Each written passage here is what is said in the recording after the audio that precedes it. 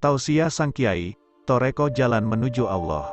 Amalia Toreko itu tidaklah rumit yang orang perkirakan yang kata kebanyakan orang itu berat. Toreko itu ya hanya menjalankan amalia syariat, cuma bedanya amalia hakikat dibawa beserta ketika mengamalkan syariat itu. Misal dalam sholat, ketika orang mengamalkan syariat maka syarat rukun perbuatan dan ucapan itu dikerjakan, sebagaimana orang itu mengerjakan sholat biasa, dan ketika orang itu menyertakan hakikat, maka fokus akal hati difokuskan mengingat Allah, akal dan hati tidak kemana-mana, tapi masuk ke dalam diri sendiri mengkonsentrasikan lafaz Allah di titik-titik latifah. Lalu apa itu titik latifah? Titik latifah itu titik penghubung antara manusia dengan Allah melewati 7 pratala lapis langit. Di titik latifah itu ada lubang. Lubang itu mengarah ke dalam kegaiban ruhani, menuju alam ruh yaitu alam langit, dan melintasi pintu-pintu langit. Makanya manusia harus mengetahui di mana tempat titik latifah robaniyahnya, karena di titik latifah itu terdapat kotoran, dan kotoran itu yang menghalangi manusia untuk sampai kepada Allah. Jika kotoran di titik latifah itu masih ada, maka manusia tidak bisa mencapai keikhlasan. Ikhlas itu murni. Jika masih kotor maka namanya tidak murni, ikhlas. Kotoran-kotoran itu yang mengotori keikhlasan, seperti ujub, sombong, tidak bisa terima, riak, sumah, gibah, ragu, was-was, semua kotoran itu adanya di titik latifah, dan kita membersihkan kotoran itu namanya nadofah. Makanya kata-kata nadofah disangkut pautkan dengan iman, bukan Islam. Anazofatu minal iman, bukan anazofatu minal Islam. Karena yang dimaksudnya di hadits itu adalah pembersihan titik latifah kita. Makanya Rasulullah SAW mengisyaratkannya dengan iman bukan dengan Islam. Jika titik latifah kita belum bersih dari kotoran, maka pintu 7 langit belum bisa dilewati oleh amal ibadah kita. Artinya, amal ibadah kita tak sampai pada Allah. Bukan hanya amal ibadah kita tertolak. Kalau tertolak itu kan sudah sampai kepada Allah.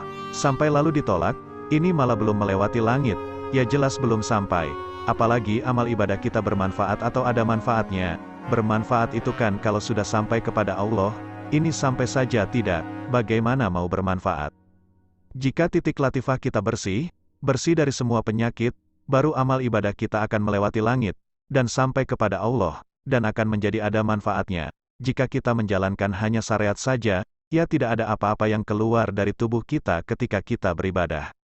Kita itu kalau sudah menggabungkan ibadah kita antara syariat dan hakikat sinkron bersama-sama, maka akan keluar malaikat sebentuk cahaya yang akan ke langit, menghadap kepada Allah, perwujudan ibadah kita. Malaikat serupa cahaya itu yang akan menghadap Allah, makin serasi dan sejalan antara hakikat dan syariat, maka akan makin banyak cahaya yang keluar dari tubuh kita. Tapi ini soal bisa menembus 7 langit sekalipun ibadah kita sudah ada bentuk cahayanya. Menembus langit itu masih berhubungan dengan kebersihan latifah kita dari kotoran ruhani. Selama latifah kita belum bersih dari kotoran, maka belum bisa cahaya yang keluar dari ibadah kita itu akan bisa menembus langit. Makanya hanya ibadah yang ikhlas saja yang akan sampai kepada Allah. Kisah malaikat langit, Allah SWT menciptakan 7 malaikat sebelum Dia menciptakan langit dan bumi. Di setiap langit ada 1 malaikat yang menjaga pintu. Ibn Mubarak mengatakan bahwa Khalid bin Ma'dan berkata kepada sahabat Mu'az bin Jabal R.A., ceritakanlah satu hadits yang kau dengar dari Rasulullah SAW, yang kau menghafalnya dan setiap hari kau mengingatnya lantaran saking keras, halus, dan dalamnya makna hadits tersebut. Hadits manakah yang menurut pendapatmu paling penting? Mu'az menjawab, baiklah, akan kuceritakan. Sesaat kemudian, ia pun menangis hingga lama sekali. Lalu ia bertutur, sungguh rindunya hati ini kepada Rasulullah SAW, ingin rasanya segera bertemu dengan beliau. Ia melanjutkan, suatu saat aku menghadap Rasulullah SAW, beliau menunggangi seekor unta dan menyuruhku naik di belakangnya dengan unta tersebut. Kemudian beliau menengadahkan wajahnya ke langit, dan berkata, puji syukur kehadirat yang maha berkehendak kepada makhluknya menurut kehendaknya. Kemudian Rasulullah SAW berkata, sekarang aku akan mengisahkan satu cerita kepadamu yang apabila engkau hafalkan, perhatikan, akan berguna bagimu, tapi kalau engkau sepelekan, engkau tidak akan mempunyai hujah kelak di hadapan. Kisah malaikat penjaga 7 pintu langit. Hai Mu'az, Allah menciptakan 7 malaikat sebelum Dia menciptakan langit dan bumi. Pada setiap langit ada 1 malaikat yang menjaga pintu, dan tiap-tiap pintu langit itu dijaga oleh malaikat penjaga pintu sesuai kadar pintu dan keagungannya. Maka, malaikat hafazoh, malaikat yang memelihara dan mencatat amal seseorang, naik ke langit dengan membawa amal seseorang yang cahayanya bersinar-sinar bagaikan cahaya matahari. Ia, yang menganggap amal orang tersebut banyak, memuji amal-amal orang itu. Tapi, sampai di pintu langit pertama, berkata malaikat penjaga pintu langit itu kepada malaikat hafazoh, "Tamparkanlah amal ini ke wajah pemiliknya. Aku ini penjaga tukang pengumpat, aku diperintahkan untuk tidak menerima masuk tukang mengumpat orang lain. Jangan sampai amal ini melewatiku untuk mencapai langit berikutnya." Keesokan harinya ada lagi malaikat hafazoh yang naik ke langit dengan membawa amal soli seorang lainnya yang cahayanya berkilauan. Ia juga memujinya lantaran begitu banyaknya amal tersebut. Namun malaikat di langit kedua mengatakan, "Berhentilah, dan tamparkanlah amal ini ke wajah pemiliknya. Sebab dengan amalnya itu dia mengharap keduniaan. Allah memerintahkanku untuk menahan amal seperti ini, jangan sampai lewat hingga hari berikutnya." Maka seluruh malaikat pun melaknat orang tersebut sampai sore hari. Kemudian ada lagi malaikat hafazoh yang naik ke langit dengan membawa amal hamba Allah yang sangat memuaskan, dipenuhi amal sedekah, puasa, dan bermacam-macam kebaikan yang oleh malaikat hafazoh dianggap demikian banyak dan terpuji. Namun saat sampai langit ketiga malaikat penjaga berkata, "Tamparkanlah amal ini ke wajah pemiliknya. Aku malaikat penjaga orang yang sombong. Allah memerintahkanku untuk tidak menerima orang sombong masuk. Jangan sampai amal ini melewatiku untuk mencapai langit berikutnya."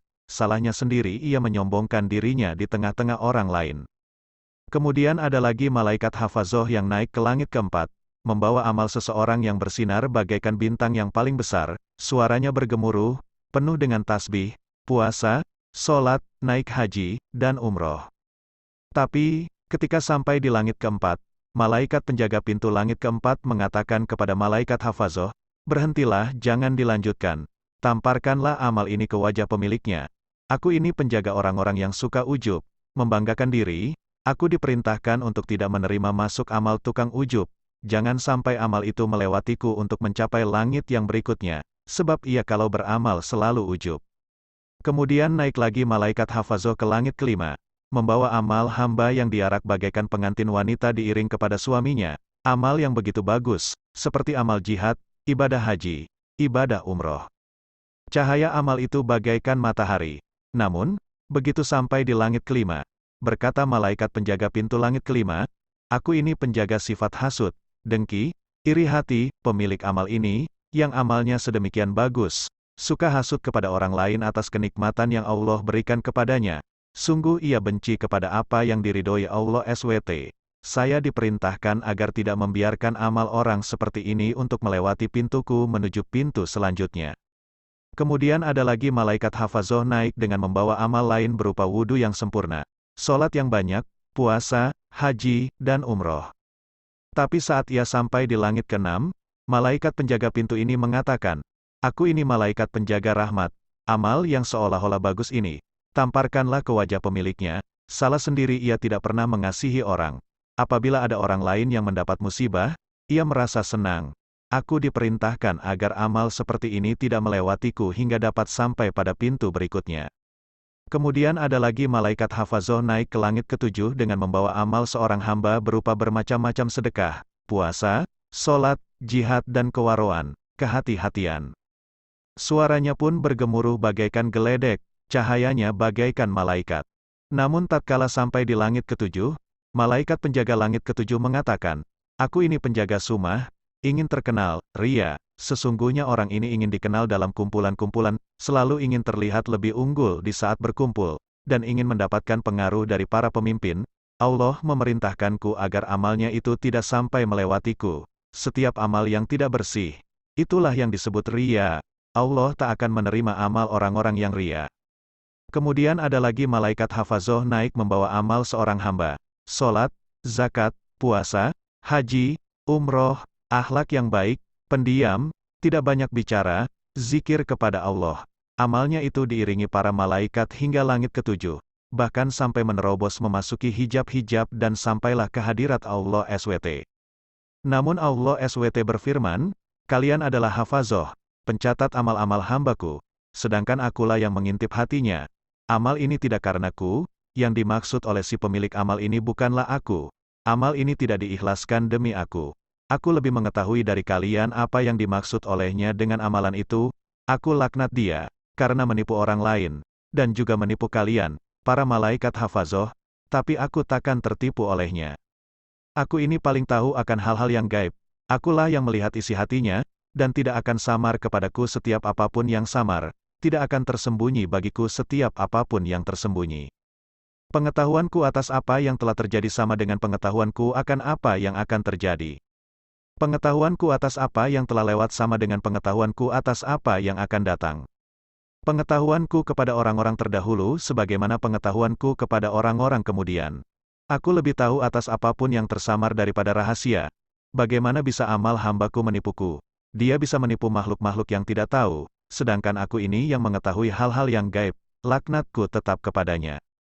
7 malaikat hafazoh yang ada saat itu dan 3.000 malaikat lain yang mengiringi menimpali. Wahai Tuhan kami, dengan demikian tetaplah laknatmu dan laknat kami kepadanya. Maka, semua yang ada di langit pun mengatakan, tetapkanlah laknat Allah dan laknat mereka yang melaknat kepadanya. Tahanlah mulutmu. Mu'az pun kemudian menangis terisak-isak dan berkata, Ya Rasulullah, bagaimana bisa aku selamat dari apa yang baru engkau ceritakan itu? Rasulullah Muhammad SAW menjawab, Wahai Mu'az, ikutilah nabimu dalam hal keyakinan.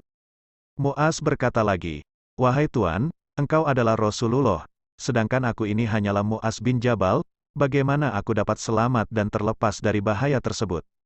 Rasulullah Muhammad SAW bersabda, seandainya dalam amalmu ada kelengahan, tahanlah mulutmu, jangan sampai menjelek-jelekkan orang lain, dan juga saudara-saudaramu sesama ulama. Apabila engkau hendak menjelek-jelekkan orang lain, ingatlah pada dirimu sendiri, sebagaimana engkau tahu dirimu pun penuh aib, jangan membersihkan dirimu dengan menjelek-jelekan orang lain, jangan mengangkat dirimu sendiri dengan menekan orang lain. Jangan ria dengan amalmu agar diketahui orang, janganlah termasuk golongan orang yang mementingkan dunia dengan melupakan akhirat, kamu jangan berbisik-bisik dengan seseorang padahal di sebelahmu ada orang lain yang tidak diajak berbisik. Jangan takabur kepada orang lain, nanti akan luput bagimu kebaikan dunia dan akhirat. Jangan berkata kasar dalam suatu majelis dengan maksud supaya orang-orang takut keburukan akhlakmu itu. Jangan mengungkit-ungkit apabila berbuat kebaikan. Jangan merobek-robek pribadi orang lain dengan mulutmu, kelak kamu akan dirobek-robek oleh anjing-anjing neraka jahanam. Sebagaimana firman Allah, "Wana asyitoti nasito." Di neraka itu ada anjing-anjing perobek badan-badan manusia, yang mengoyak-ngoyak daging dari tulangnya. Aku, Mu'az berkata, Ya Rasulullah, siapa yang akan kuat menanggung penderitaan semacam ini? Jawab Rasulullah Muhammad SAW, Wahai Mu'az, yang kuceritakan tadi itu akan mudah bagi mereka yang dimudahkan oleh Allah SWT. Cukup untuk mendapatkan semua itu.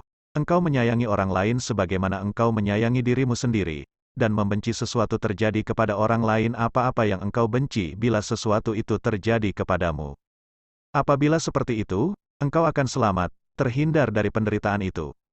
Khalid bin Ma'dan, yang meriwayatkan hadits itu dari Mu'az R.A., mengatakan, Mu'az sering membaca hadits ini sebagaimana seringnya ia membaca Al-Quran, mempelajari hadits ini sebagaimana ia mempelajari Al-Quran dalam majelisnya.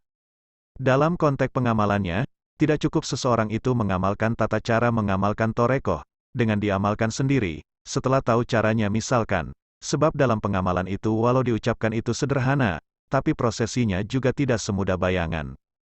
Makanya ada istilah, siapa mengamalkan ilmu tanpa guru maka gurunya itu setan. Karena mengamalkan hakikat itu soal yang tak terlihat dan tertangkap indera lahir. Maka tentu di dalamnya akan banyak tipuan iblis ditemui. Iya, kalau tipuan itu iblisnya terlihat, maka akan mudah mengetahui iblis, dan membuat kesimpulan iblis itu akan menipu. Sebab mereka itu penipu, tapi iblisnya kan tidak kelihatan. Karena tidak kelihatan itulah tipuan mereka susah dideteksi. Mereka mengaku siapa saja tidak ditangkap polisi.